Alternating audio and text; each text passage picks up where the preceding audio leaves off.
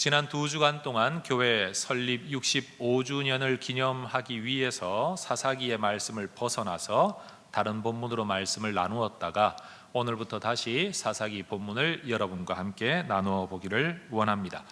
우리는 그동안 사사기 3장까지의 말씀을 나누었습니다. 1, 2장의 서론 부분과 3명의 사사들 온니엘 그리고 에훗 삼갈이라는 3명의 사사의 이야기를 살펴보았습니다.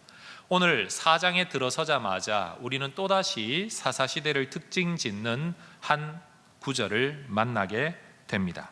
전 오늘 본문의 말씀을 통해서 이스라엘 백성들의 이 고질적이고 반복적인 죄의 모습 객관적으로 들여다보는 우리의 입장에서 우리는 어떤 마음과 믿음으로 하나님을 섬기고 예배해야 하는지를 우리가 깨달을 수 있기를 바랍니다. 저는 3가지 주제로 여러분과 말씀을 나누기 원합니다. 첫 번째 주제는 이것입니다.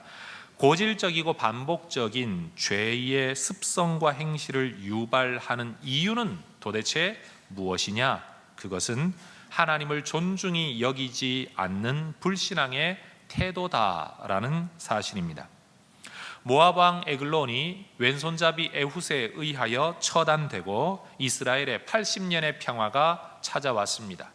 학자들이 추측하기로는 그 80년의 평화 기간 속에 잠시 블레셋의 도발이 있었지만 소문은 막대기로 블레셋 사람 600명을 이겼던 삼갈에 의하여 그 80년의 평화는 유지될 수 있었다고 이야기를 합니다. 그러나 하나님이 세우신 지도자였던 이 에훗이 세상을 떠나자 이스라엘은 다시 불신앙 가운데로 빠져 들어갑니다. 그게 바로 1절의 내용입니다. 에훗이 죽으니 이스라엘 자손이 또 여호와의 목전에 악을 행하였다. 따라합시다. 또 성경이 강조하는 것은 바로 이겁니다. 또 여호와의 목전에 악을 행했다. 여러분, 우리는 사사기가 끝날 때까지 이 구절을 반복적으로 아주 지겹도록 만나게 됩니다. 아주 짧게 잡으면 200년, 길게 잡으면 400년이나 되는 이 사사시대에 사람들의 삶의 특징은 뭐냐? 또 하나님 앞에 악을 행했다는 겁니다. 여러분, 그 모든 사람들의 삶의 죄악들을 어떻게 다 성경이 기록할 수 있겠습니까? 또 그 죄가 또 어떻게 다 똑같겠습니까만은 하나님의 관점에서는 이들의 삶의 습성을 딱 한마디로 이야기하는 겁니다. 악이다, 악. 악의 행위들이 아니고 그 자체가 악이라는 겁니다. 그들의 모든 삶의 습성들과 삶의 지향성이 선도 아니고 의도 아니고 하나님도 아니고 악이었다는 겁니다. 사람마다 악에 대한 저마다의 기준이 있을 겁니다. 그렇지만 성경이 말하는 악의 핵심은 이것입니다. 다시 말씀드립니다. 악의 행위들은 많을 수 있습니다. 거짓말하는 것도, 사기치는 것도, 간음하는 것도, 도둑질하는 것도 다 악의 행위들입니다. 그러나 그 모든 것들을 아우르는 근본 악, 그게 도대체 뭐냐? 하나님은 예레미야 선지자를 통하여 우리에게 이렇게 말씀을 하셨습니다. 예레미야 2장 19절에 내 하나님 여호와를 버림과 내 속에 나를 경외함이 없는 것이 악이다. 그리고 그 결과가 바로 고통이다. 주 만군의 여호와의 말씀이니라. 하나님이 자기 이름을 걸고 말씀하시는 겁니다. 도대체 악이 뭐냐? 하나님을 버리는 거다. 하나님을 경외하지 않는 거다. 그리고 그러한 삶의 결과는 고통이다. 이게 내가 정의 내리는 악이다 라고 말씀하십니다. 사사시대 백성들은 좀 평안하고 살만해지니까 그들의 마음에서부터 하나님 경외함을 잊어버리고 하나님을 버렸습니다. 이스라엘 백성들이 기대하는 하나님은 어떤 하나님이었을까요? 그들의 삶에 복, 안녕 이런 걸 줄 때는 환영을 받았지만 그들의 삶을 간섭하거나 자기 뜻대로 사는 것을 방해하거나 번거롭게 여길 때 그들은 하나님을 받아들이지 않았습니다. 다시 말하면 그들은 하나님 그대로의 하나님을 받아들이지 않고 자기들이 좋아하는 하나님만 기대했습니다. 여러분, 우리도 다른 사람들을 놓고 이렇게 말합니다. 그 사람은 다 좋은데 이게 문제야. 그 사람은 다 좋은데 이게 문제야. 이것만 없으면 그 사람 정말 좋은 사람인데, 그러면서 그 사람을 마음으로 받아들이고 깊이 교제하며 사랑하기보다는 일정한 정도 거리를 두고 살아갈 때가 있습니다. 그런데 여러분, 물건이라면 하나를 떼내고 나머지 것으로 존재할 수 있지만 인격은 이걸 떼내고 나머지만 존재할 수 없습니다. 모든 것들이 뒤섞여 있죠. 혼합되어져 있죠. 총체적으로 연결되어져서 하나의 인격을 구성을 합니다.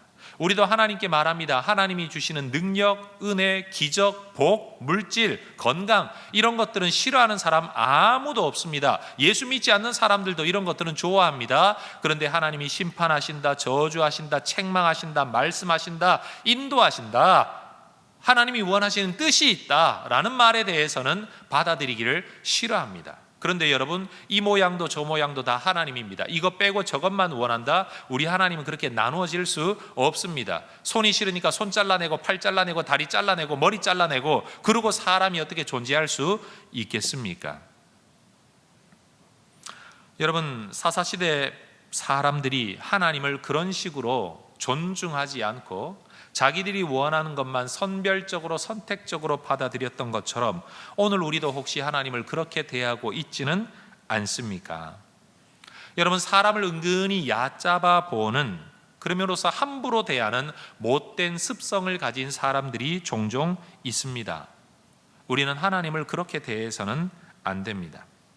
여러분, 사람, 인격을 가진 사람이라면 심지어 짐승이라고 할지라도 자기를 사랑하고 아껴주고 존중해주는 사람을 좋아합니다. 맞는 말이죠? 짐승도요, 자기 좋아하는 사람 알아봅니다. 여러분, 하나님도 인격이시기 때문에 우리 하나님께서도 하나님을 존중히 여기는 자를 존중히 여겨 주십니다. 제가 저희 교회에서 교육전도사로 사역했던 93년에서 96년 어간 어느 때에 제가 말씀을 읽다가 한 구절에 부딪혔습니다.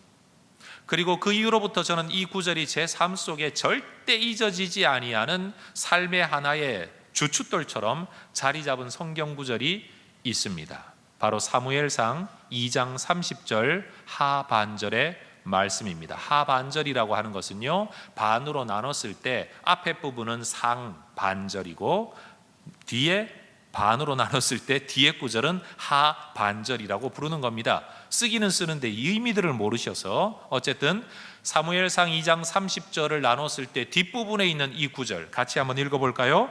나를 존중히 여기는 자를 내가 존중히 여기고 나를 멸시하는 자를 내가 경멸하리라. 여러분, 다윗, 그는 골리앗이 하나님을 함부로 말하는 것을 도저히 참을 수가 없었습니다. 그래서 그가 할 수 있는 것이라고는 돌멩이 던지는 것밖에 없어서 돌멩이 몇 개를 들고 하나님 이름 함부로 말하는 것에 대해서 내가 참을 수 없다 맞서 싸웠습니다. 이긴다는 보장을 가지고 싸운 게 아닙니다. 죽더라도 싸우겠다 생각하고 나갔습니다. 만약 다윗이 물맷돌을 던지는 것이 아니라 또 다른 뭔가를 가지고 있었다면 그는 그것을 가지고 나가 싸웠을 겁니다. 그리고 하나님은 그를 이스라엘 민족의 왕으로 삼으셨습니다. 일개 목동, 자기 집안에서부터도 아버지로부터 대접받지 못했던 그 사람을 하나님은 한 나라와 민족, 특별히 하나님이 선택한 나라의 왕으로, 이스라엘 역사상 최고의 번영한 왕으로 그를 삼아 주셨습니다. 이유가 뭘까요? 그가 잘나서 그랬을까요? 아닙니다. 그가 능력이 있어서 그랬을까요? 아닙니다. 하나님을 귀중히 여기고 존중히 여기는 마음이 누구보다도 탁월했기 때문에 하나님이 그를 누구보다도 높여 주셨던 겁니다. 지금도 이스라엘 나라의 국기에는 삼각형 두 개를 엮어놓은 다윗의 별이라는 것이 그들의 국기 표상입니다. 다윗의 별. 여러분, 지금 그 사람이 죽고 난 지가 얼마나 오래되었습니까? 그럼에도 불구하고 지금도 이스라엘 나라는 그 다윗의 시대를 동경하고 있습니다. 여러분, 하나님을 존중히 여기면 하나님이 그를 이렇게 높여 주십니다. 여러분, 다윗이 이겼기 때문에 하나님이 그를 높이셨을까요? 아니요. 하나님이 그를 높이기 원하셨기 때문에 이기게 하신 겁니다. 여러분, 우리는 이렇게 말합니다. 실력 있는 사람이 이기냐, 이기는 사람이 실력 있는 거냐, 세상 사람들이 그렇게 말을 하잖아요. 여러분 여러분, 하나님은 우리를 이겼기 때문에, 능력이 있기 때문에 높이시는 게 아닙니다. 하나님이 우리를 높이시려고 작정하면 능력 있는 자가 됩니다. 내가 바뀌지 않아도, 내가 변하지 않아도, 또 다른 것들을 내가 학습하지 않더라도 하나님은 이미 내가 가지고 있는 것들을 사용해서라도 우리를 높이십니다. 그게 하나님이 작정하시면 되어지는 일이라는 겁니다. 여러분이 지금 또 다른 걸 배우지 않아도, 여러분이 지금 또 다른 것들을 학습하지 않아도, 여러분이 지금 또 다른 것들을 훈련하지 않더라도 하나님이 여러분을 세우시겠다고 작정만 하신다면 지금 그 모습 그대로 하나님은 얼마든지 높이실 수 있습니다. 여러분이 가지고 있는 성향, 여러분이 가지고 있는 습성, 여러분이 가지고 있는 지식이 가장 효과적으로 발휘되어질 수 있는 상황을 만들어서라도 하나님은 여러분을 높이실 수 있습니다. 그러니 여러분, 우리가 성공하느냐 못하느냐의 문제는 뭐에 달려 있느냐? 내가 하나님을 존중하고 있냐? 하나님이 나를 높이시겠다고 뜻하실 만큼 내가 정말 하나님을 남다르게 높이는 사람으로 살아가고 있느냐? 이것이 어찌 보면 인생의 성공, 하나님의 복을 누리는 관건이 된다는 사실입니다. 여러분, 인격이 뭡니까? 인격을 여러 말로 규정할 수 있지만 인격은 다른 사람을 존중히 여기는 태도입니다. 애국은 뭘까요? 내가 속해 있는 나라를 존중히 여기는 태도가 애국입니다. 사랑은 뭡니까? 내가 대하고 있는 상대방을 존중히 여기는 태도가 사랑입니다. 그럼 신앙은 뭘까요? 하나님을 존중히 여기는 태도가 신앙입니다. 여러분, 신앙생활을 이걸 지켰냐 안 지켰냐, 이거 했냐 안 했냐, 이런 것으로 규정하지 마십시오. 신앙의 본질은 악이냐 선이냐 의냐, 이거 구분되어질 때 그 기준은 뭐냐? 하나님을 버렸냐, 하나님을 품고 있냐, 하나님을 이용하고 있냐, 하나님을 섬기고 있냐, 하나님을 대수롭지 않게 여기고 있냐, 하나님을 존중히 여기고 있느냐, 바로 그 문제가 신앙의 본질이라는 겁니다. 여러분, 이스라엘 백성들이 왜 또 하나님 목전에 악을 행했을까요? 그들이 하나님을 버렸기 때문입니다. 그들이 하나님을 존중히 여기지 않았기 때문입니다. 하나님의 약속, 하나님의 뜻, 하나님의 계획, 하나님의 의지를 그들이 별반 대수롭지 않은 것으로 여겼기 때문에 그런 삶으로 흘러가는 겁니다. 여러분, 우리의 마음속에 우리 하나님을 존중히 여기는 마음이 아주 깊이 뿌리 내리기를 주의 이름으로 축원합니다. 다시 한번 따라합시다. 나를 존중히 여기는 자를 내가 존중히 여기고, 나를 멸시하는 자를 내가 경멸하리라. 여러분, 잊지 마십시오. 이것이 하나님의 약속입니다. 하나님을 존중히 여기는 사람은 가진 것이 있든 없든, 배운 것이 있든 없든 하나님이 그를 존중히 만들어 주십니다. 여러분이 어떤 직업을 가지고 있든지 그 직업 안에서, 그 사회 구성원들 안에서 하나님은 여러분을 높여 주실 것입니다. 하나님을 존중히 여기는 자는요, 죄를 떠날 수 있습니다.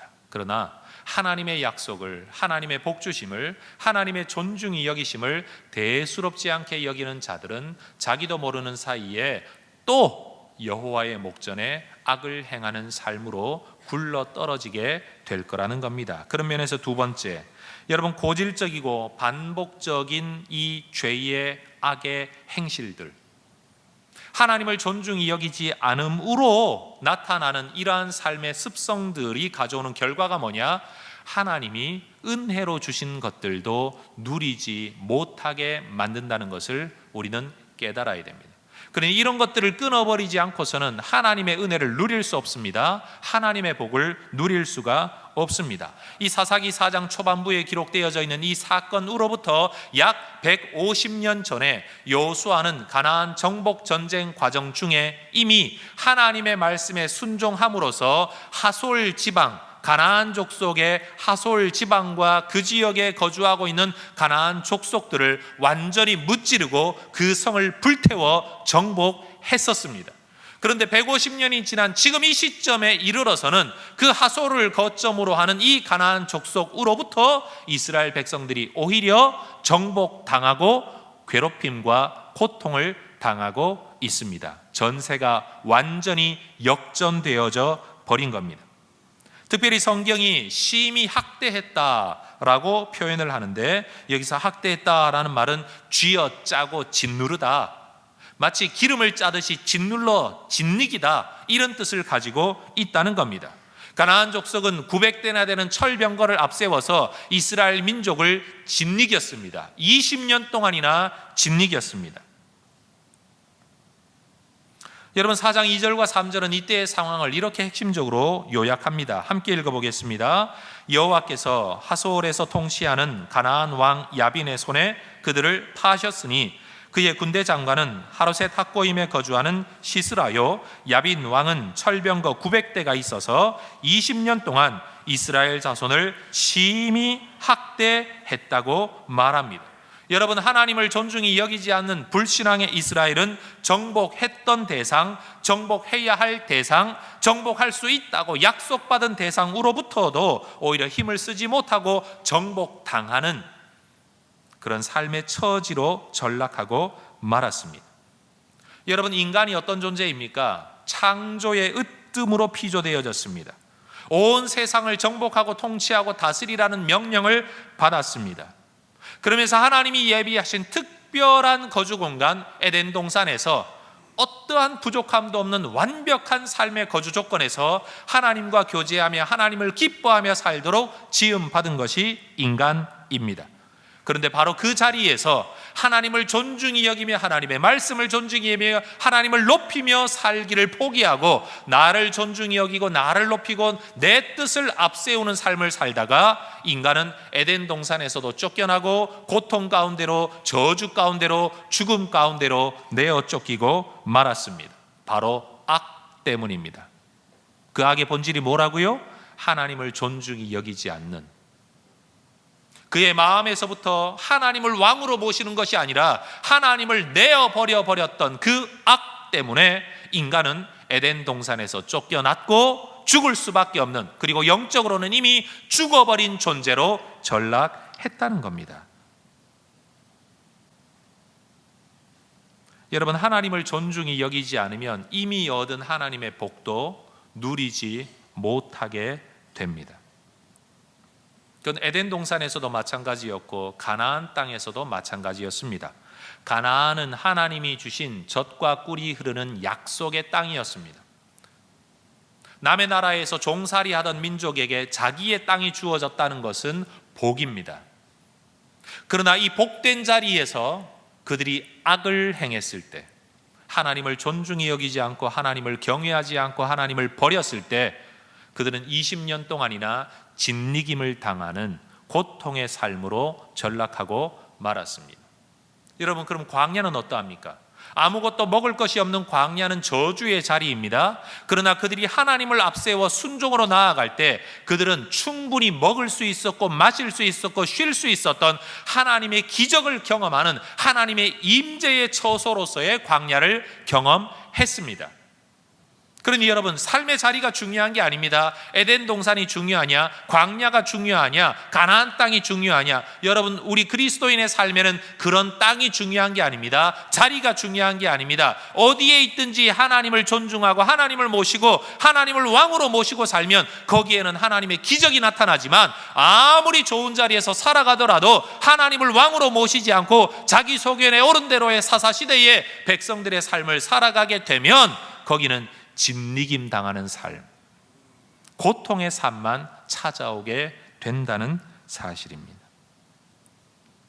하나님이 주시는 것을 누리려면 하나님을 대수롭지 않게 여기는 잘못된 태도를 버리고 하나님을 왕으로 모시는 올바른 믿음의 태도, 하나님을 존중히 여기고 말씀을 가벼이 대하는 것이 아니라 말씀을 무겁게 대하는, 하나님을 낮추어 보는 것이 아니라 말씀을 낮추어 보는 것이 아니라 하나님과 말씀을 높여보는, 여러분, 이러한 태도와 관점이 우리에게 회복되어져야만 우리는 또 다른 고질적이고 반복적인 죄로 굴러 떨어지지 않을 수 있고, 그런 삶을 살 때에만 우리는 하나님이 주신 복을 복으로 누릴 수 있다는 겁니다.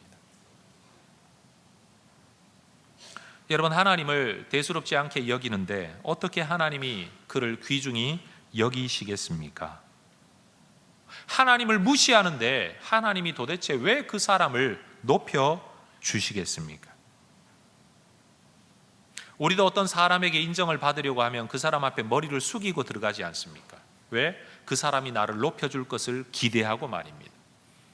우리가 정말로 하나님의 복을 받기 원하고 하나님이 주시는 은혜를 누리기 원한다면 우리는 하나님 앞에 마음의 무릎을 꿇고 머리를 숙여야 합니다. 정말로 우리의 태도가 하나님을 높여야 합니다. 하나님을 경외하고 하나님을 버리지 않아야 합니다.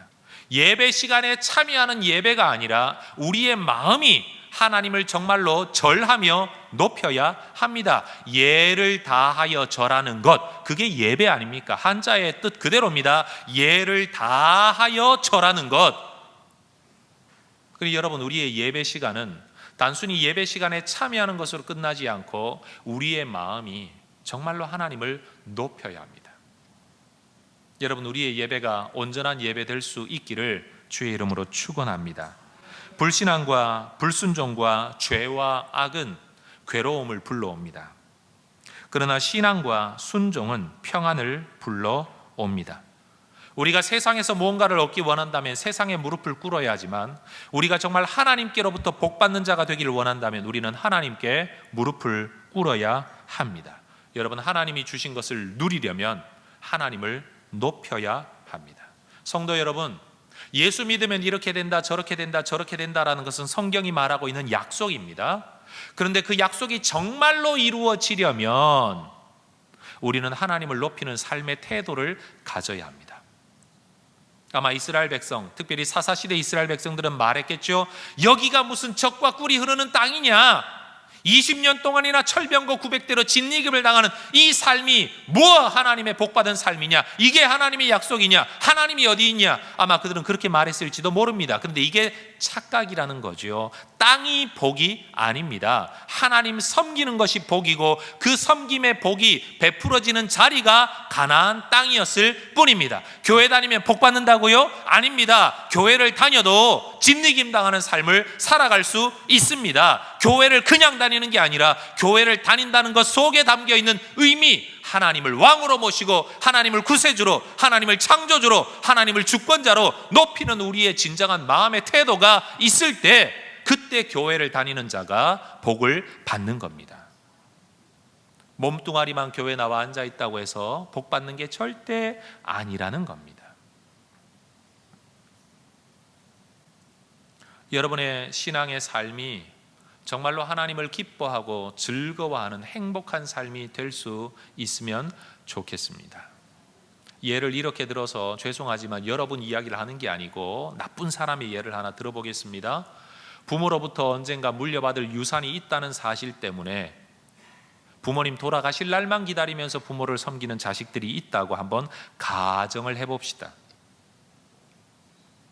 그들은 언젠가 누리게 될 그 무엇, 유산, 돈을 바라보면서, 상속을 바라보면서 오늘을 참을 수는 있습니다. 그러나 오늘이 기쁘지는 않을 겁니다. 그렇겠죠? 오늘이 행복하지는 않을 겁니다. 빨리 이 기간이 끝나고 언젠가 내가 원하는 것이 주어질 날만 기다릴 겁니다. 말로는 어머니 아버지 오래 사세요 하면서 속으로는 어쩌면 빨리 좀 돌아가세요 라는 마음을 가지게 될지도 모릅니다. 여러분, 이런 관계가 행복할까요? 이런 관계가 즐거울까요? 이런 관계가 살 맛이 날까요? 이게 인간 세상에 존재하는 한 삶의 모습이라면 여러분, 신앙생활 안에서 동일한 이야기를 한번 해봅시다. 죽으면 천당 간다, 이 한 가지 사실을 위해서 예수를 믿고 빨리 죽으면 좋겠다, 빨리 죽으면 좋겠다. 왜? 천당 가야 되니까. 여러분, 그렇게 사는 사람이 오늘이 행복하겠습니까? 오늘이 즐겁겠습니까? 하나님은 분명 우리에게 천국을 약속하셨습니다. 그러나 하나님은 죽어서 들어가는 천국만 약속하신 것이 아니라 오늘 내가 살아가는 지옥 같은 이 삶의 자리에서도 내가 너와 함께한다, 내가 너를 지킨다, 내가 너를 눈동자처럼 돌보겠다, 너는 나를 기뻐하라 말씀하십니다. 그래서 여러분, 천국을 바라보는 신앙이 나쁜 신앙은 아니지만 천국만 바라보는 신앙은 나쁜 신앙입니다. 천국을 바라보는 동시에 오늘 내가 살아가는 지금 이 자리, 이 땅에서라도 내가 하나님께 순종하면 여기도 천국이 될 수 있다. 여기도 하나님의 통치가 임하는 하나님의 나라가 될 수 있다. 이것을 꿈꾸며 살아가라고 성경은 우리에게 말씀합니다. 그러니 여러분, 한국이 물려받은 신앙인 가운데 굉장히 긍정적인 동시에 부정적인 신앙이 뭐냐? 이 세상은 빨리 없어져 버리면 되고 죽어 빨리 천국만 가면 된다는 신앙, 이거는요 반쪽짜리 신앙이에요. 세상은 어떻게 되든지 상관없이 나만 예수 믿고 천국 가면 된다는 신앙은 성경이 지지하는 신앙이 아니라는 거예요. 성경이 말하고 있는 신앙은 지금 내가 하나님과 동행하여 내가 하나님을 기뻐하며 하나님을 존중히 여기며 이 땅에서도 하나님이 내게 베풀어 주시는 은혜를 누리면서 하나님이 사랑하는 자에게 하나님이 다스리시는 나라가 어떠한 것인지를 누리며 살다가 이것보다도 더 완전한 천국을 꿈꾸며 이 땅을 살다가 정말 하나님이 주신 생명을 마치는 그날, 예수님 다시 오시는 그날 주님과 영원히 함께하는 진짜 천국에 들어가게 될 것을 꿈꾸고 기다리는 삶, 여러분, 그게 진짜 신앙입니다. 예수 믿어 천국 가면 되니까 빨리 죽으면 좋겠다, 빨리 죽으면 좋겠다. 여러분, 이것은 잘못된 신앙입니다. 그러니 여러분, 우리가 이 땅에서 정말로 하나님을 존중히 여기면서 하나님과 더불어 이 땅에서 누리는 삶의 복, 그것으로 충만하시기를 주의 이름으로 축원합니다. 옆에 분에게 이렇게 한번 인사합시다. 내세뿐만 아니라 이 생에서도 복을 누리시기를 축복합니다.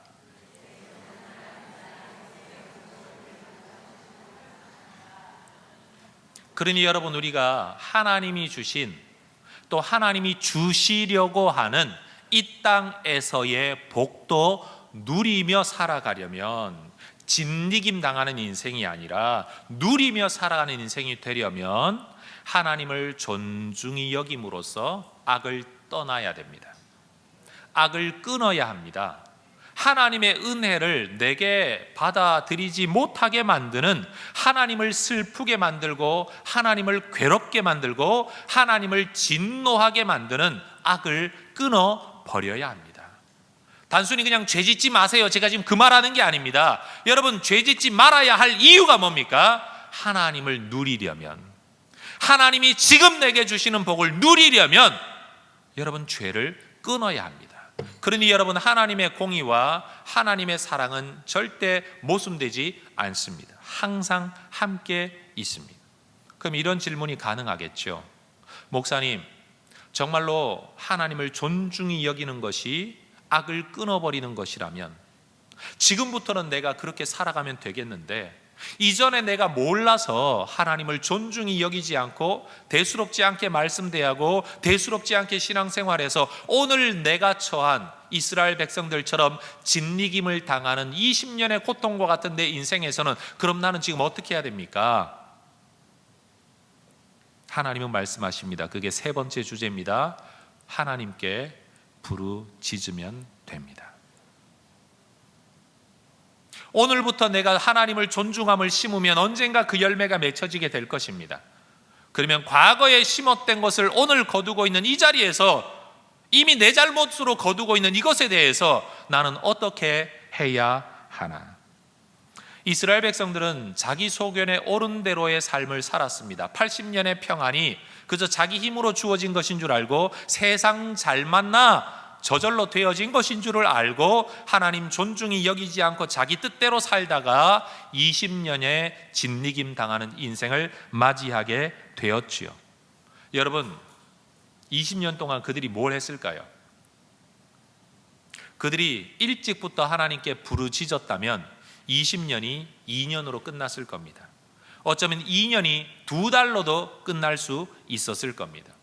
우리가 추측기로는 그 20년의 기간 동안 그들은 하나님을 구하고 하나님께 부르짖기보다는 자기들의 방법대로, 야, 빨리 끝날 거야, 금세 끝날 거야, 뇌물 좀 주면 떠나가지 않을까, 어우러져 살다 보면 평화가 만들어지지 않을까, 역시 그들은 자기 소견에 옳은 대로의 대책을 시행해 왔다는 거죠. 그러나 인간의 그 어떤 방도도 방법도 대안도 문제를 해결하지 못했습니다. 왜요? 이 문제는 인간의 지혜가 부족해서 생긴 문제가 아니었거든요. 하나님을 하나님으로 인정하고 대접하고 하나님을 왕으로 섬기지 않는 불신앙 때문에 나타난 문제였기 때문에 다른 어떠한 것으로도 이 문제가 해결되어지지 않는 거죠. 그들은 인간의 방법이 통용되어지지 않는다는 것을 뒤늦게야 깨닫고 비로소 하나님께 부르짖습니다. 그게 3절의 마지막 구절이에요. 이스라엘 자손이 여호와께 부르짖었더라. 하나님 앞에서 자신의 무능력함을 깨달은 하나님의 백성들의 애통한 부르짖음은 언제나 하나님의 구원 역사의 시작점이 되었습니다. 출애굽기 2장 23절 이하에도 이런 구절이 있죠. 여러 해 후에 애굽 왕은 죽었고 이스라엘 자손은 고된 노동으로 말미암아 탄식하며 부르짖으니 그 고된 노동으로 말미암아 부르짖는 소리가 하나님께 상달된지라. 위로 도달했다. 상달된지라. 하나님이 그들의 고통 소리를 들으시고 하나님이 아브라함과 이삭과 야곱에게 세운 그의 언약을 기억하사 하나님이 이스라엘 자손을 돌보셨고 하나님이 그들을 기억하셨더라. 따라합시다. 부르짖으니 상달한지라. 부르짖으니 들으시고 기억하시고 돌보시고 기억하셨더라. 여러분, 그게 몇 개의 성경 구절 안에 나타난 핵심적인 표현들입니다. 어린 아기의 울음이 엄마를 움직이듯이 울부짖는 백성들의 간구 소리가 우리 하나님을 움직이게 일하시게 만들었습니다. 그동안 20년이 넘는 시간 동안 하나님을 경외하지 않고 하나님을 존중히 여기지 않고 하나님을 내어버렸던 이스라엘 백성들의 이 불신앙과 잘못된 죄악들에 대하여 하나님은 덮어주시고 그들을 구원하러 찾아오십니다. 여러분, 이것이 바로 좋으신 아버지 하나님의 은혜의 모습입니다. 내가 아무리 나쁜 짓을 하고 잘못된 짓을 하고 하나님을 무시하며 살았더라도 지금이라도 하나님 앞에 나와 부르짖으면 우리 하나님 우리를 용서하십니다. 우리를 건져주십니다. 우리를 구원하십니다. 여러분, 만약 세상에서 여러분을 구원해 줄 누군가가 있다면 그에게 달려가 그분을 찾아가 그분 앞에 무릎을 꿇으십시오. 손을 내밀어 요청하십시오. 나를 구원해 달라고. 아마 그러면 그분은 여러분을 도와줄 수 있을 것입니다. 그러나 이것은 기억하셔야 됩니다. 세상에 아무리 능력 있는 사람이라고 할지라도 아무리 여러분을 도와줄 수 있는 사람이라고 할지라도 여러분의 마음을 바꿔놓을 수는 없고 여러분의 영혼의 문제에 대한 해결을 가져다 줄 수는 없을 거라는 것은 꼭 기억하십시오. 그래서 우리는 이렇게 믿습니다. 우리가 부르짖어서 이 땅에서의 구원과 영원한 구원을 요청할 수 있는 유일한 분은 오직 하나님 한 분밖에 없다라고 우리는 믿습니다. 하나님은 부르짖는 자에게 찾아오셔서 구원하시는 분입니다. 뿐만 아니라 하나님은 내게 찾아오라고, 내게 손을 내밀라고 우리를 초청하고 계십니다. 예수님은 마태복음 11장에서 말씀하셨습니다. 수고하고 무거운 짐진 자들아 다 내게로 오라, 내가 너희를 쉬게 하리라. 하나님은 우리에게 쉼을 주기 원하십니다. 하나님은 우리에게 복을 주기 원하십니다. 하나님은 우리가 진리김 당하는 삶을 살아가는 걸 원치 않습니다. 하나님 심판을 싫어하십니다. 하나님은 지옥을 싫어하십니다. 오죽하셨으면 자기 아들을 내어주셔서 우리를 천국에 보내시려고 그렇게 구원의 길을 열어주셨겠습니까? 하나님을 오해하면 안 됩니다. 하나님 착각하면 안 됩니다. 하나님은 우리를 심판하거나 저주하는 것보다 하나님은 우리를 구원해 주기를 더 원하고 계십니다. 그러니 이전에 당하셨던 모든 모멸감까지라도 하나님은 감내하시고 덮어두시고 구원의 손길을 내밀지 않으십니까? 여러분, 우리 자신 때문에 답답하고 속상할 때 그때 그저 한숨만 쉬고 있을 게 아니라 우리의 행위대로 처분하시지 않고 은혜로 우리를 대해 주시는 우리 하나님을 기억하고 하나님 앞에 나아가야 됩니다. 하나님이 우리를 구원해 주시는 것은 우리가 잘나서가 아닙니다. 부르짖었기 때문입니다. 우리가 구원받은 것은 우리가 잘 살았기 때문이 아닙니다. 예수를 믿었기 때문입니다. 우리가 하나님의 복을 받는 것도 잘 살았기 때문이 아닙니다. 하나님을 높이고 하나님 앞에 무릎을 꿇기 때문입니다. 디도서 3장 5절은 말합니다. 우리를 구원하시되 우리가 행한 바 의로운 행위로 말미암지 않고 오직 그의 긍휼하심을 따라 중생의 씻음과 성령의 새롭게 하심으로 우리를 구원하셨다. 우리의 의로운 행위에 근거하지 않는다. 오직 하나님의 은혜에 근거한다. 디모데후서 1장 9절도 말합니다. 하나님이 우리를 구원하사 거룩하신 소명으로 부르심은 우리의 행위대로 하심이 아니요 오직 자기의 뜻과 영원 전부터 그리스도 예수 안에서 우리에게 주신 은혜대로 하심이라. 은혜를 따라 구원하시는 분이십니다. 그러니 여러분, 진리김 당하는 20년의 삶 속에서 그들을 구원하신 하나님의 구원은 무엇 때문입니까? 이스라엘 백성의 행위 때문이 아닙니다. 하나님께로 돌아와 하나님을 향한 믿음의 부르짖음, 오직 주의 은혜에 의지한 그들의 부르짖음 때문에 그들에게 구원이 이루어진 겁니다. 또라고 반복적으로 기록되어져 있는 이스라엘 백성들의 이 죄, 반복적이고 고질적인 죄의 모습을 보면서 우리가 깨달아 가는 것은 우리가 정복해야 할 가나안은 어떤 땅도 아니고 다른 민족이 아니라는 겁니다. 따라합시다. 우리가 정복해야 할 가나안은 내 자신입니다. 잊지 마십시오. 광야도 에덴 동산도 가나안 땅도 그 땅이 사람의 삶을 보장해 주지 않았습니다. 그러나 그 사람의 삶이 어떠하면 에덴에서나 광야에서나 가나안에서나 복을 누릴 수도 있었고 저주 가운데로 들어갈 수도 있었습니다. 땅이 사람의 삶을 결정지은 게 아니라 사람의 삶이 땅에서의 복됨을 결정지었습니다. 이스라엘이 고통받게 된 원인은 하나님을 향한 이스라엘 백성들의 불신앙 때문이었습니다. 그런데 그 고통의 문제가 구원으로 변화되어질 수 있었던 원인도 하나님을 향한 이스라엘 백성들의 부르짖음 때문이었습니다. 억압자를 일으키는 분도 하나님이셨고 구원자를 일으키는 분도 하나님이셨습니다. 그런데 억압자를 불러오는 것도 인간의 죄였고 구원자를 불러오는 것도 인간의 부르짖음 때문이었습니다. 역사는 하나님의 손 안에 있지만 하나님은 우리의 태도에 따라 일하십니다.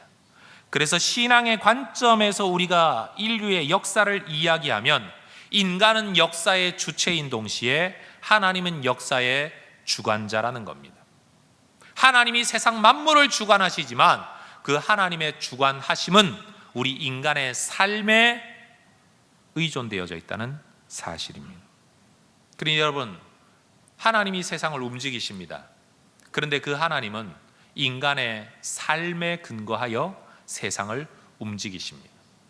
그래서 여러분, 우리는 지극히 인본주의적인 관점을 가져야 합니다. 그런데 그것은 세속적인 인본주의를 말하는 게 아닙니다. 하나님 없는 인간의 주인됨과 주체가 아니라 하나님 신본주의인데 그 하나님은 우리 인간의 태도, 인간의 믿음, 인간의 신앙에 따라 세상을 움직이신다는 차원에서의 거룩한 신본주의적 인본주의 관점을 우리가 가져야 된다는 겁니다. 우리는 정해진 운명을 따라 살아가는 사람들이 아닙니다. 우리의 믿음과 거룩함의 여부에 따라서 우리의 인생이 달라질 수 있고 우리의 삶이 달라질 수 있고 인류의 역사도 달라질 수 있습니다.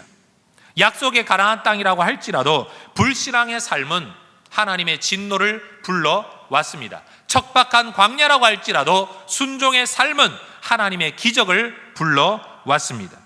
신앙과 순종은 어떤 것이라도 하나님이 임재하시는 자리, 하나님의 기적의 자리, 하나님이 함께 하시는 성전으로 만들 수 있지만 반면 하나님이 약속하신 땅이라고 할지라도 하나님이 거하신다고 약속한 성전이라고 할지라도 불신앙의 삶을 살아가면 거기에 하나님은 없습니다. 그러니 여러분, 교회 다니면 복 받는다, 맞는 말인 동시에 틀린 말입니다. 예배하면 복 받는다, 맞는 말인 동시에 틀린 말입니다. 왜 그럴까요? 하나님은 교회에 계신 게 아니라 교회로 모인 성도들의 믿음 안에 계시기 때문입니다. 교회 다니면 복 받는다. 속지 마십시오. 틀린 말입니다. 그냥 교회만 다녀가지고는 복 못 받습니다. 왜? 이 땅에는 무슨 영험한 기운이 흐르는 게 아니기 때문입니다. 65년 동안 우리가 교회에 기도를 쏟아부었으니 이 자리에 나와 앉기만 해도 복을 받을 거다? 헛된 소리입니다. 에덴 동산 얼마나 귀한 하나님이 거니셨던 땅 아닙니까? 그럼에도 불구하고 거기에서 죄를 범하면 쫓겨나는 겁니다. 반면 우리가 흔히 교회와 빗대어 세상이라고 말하는 우리의 일터, 우리의 가정, 교회 바깥의 어떤 삶의 자리, 여러분 마귀가 득세하고 있는 어떤 세상일 수도 있습니다. 그러나 만약 우리가 하나님을 존중히 여기고 하나님을 왕으로 모시고 그 자리가 하나님의 나라가 임해야 될 자리다, 내가 하나님의 깃발을 여기에 꽂겠다, 하나님이 통치자이시다, 이렇게 살아가면 여러분 세상 그 자리가 하나님이 임재하시는 성전이 되고 그 자리가 하나님의 기적이 나타나는 역사의 자리가 된다는 사실입니다. 여러분 아브라함의 조카 롯은 보기에 좋은 복받은 소돔 땅을 하나님의 은혜라고 생각하고 선택했습니다. 그러나 불신앙의 사람들이 살아가는 그 자리는 결국 유황불로 불태워지는 진노와 심판의 자리가 되고 말았습니다. 반면 아무것도 없는 황량한 들판 광야를 선택한 아브라함, 아무것도 없었지만 그가 하나님을 인정하고 존중하는 예배자로 살아갈 때에 그는 거부로 변화되어졌습니다. 이삭, 그가 살아갈 때에 주변 사람들은 물을 구하기 힘들어 남의 우물을 빼앗는 자로 살았습니다. 그러나 반면 이삭은 어디를 가든지 땅을 파면 물이 나왔습니다. 여러분 이삭이 땅을 파서 물이 나온다면 딴 사람들도 땅을 파면 물이 나와야 될 것 아닙니까? 물이 나오는 땅이 문제였다면 그들도 땅을 파면 물이 나왔어야 될 것 아닙니까? 그런데 그들은 물이 나오지 않았어요. 근데 이삭이 파면 물이 나오는 거예요. 땅의 문제가 아니라 사람의 문제였습니다. 여러분 우리 하나님께서 우리를 복 주실 때 자리에 복 주시는 게 아니라 우리에게 복 주신다는 것 잊지 마시기 바랍니다. 껍데기 행위에 복 주시는 게 아니라 우리의 내면과 믿음과 태도에 복을 주신다는 것 잊지 마시기를 바랍니다. 그러니 여러분 오늘 말씀을 저를 이렇게 마무리 짓고 싶습니다. 약속의 가나안 땅에서 하나님을 하나님으로 존중히 여기지 않는 삶을 살아가게 되면 그 결과는 고질적이고 반복적인 죄가 나타날 뿐이고 또 그 결과는 진리김 당하는 고통의 인생이 될 뿐이라는 사실입니다. 그러나 어디에 있든지 하나님을 높이면 그 땅은 샬롬, 평안, 하나님의 은혜의 땅이 되고 그러한 삶이 되고 비록 이전에 내가 잘못된 삶을 살았더라도 다시 하나님을 왕으로 섬기고 하나님께 부르짖어 기도하고 손을 내밀어 주의 십자가를 붙들면 거기에는 회복하시고 구원하시는 하나님의 은혜가 나타난다는 사실입니다. 여러분 우리 하나님 앞에서 이 믿음 회복하시기를 주의 이름으로 축원합니다.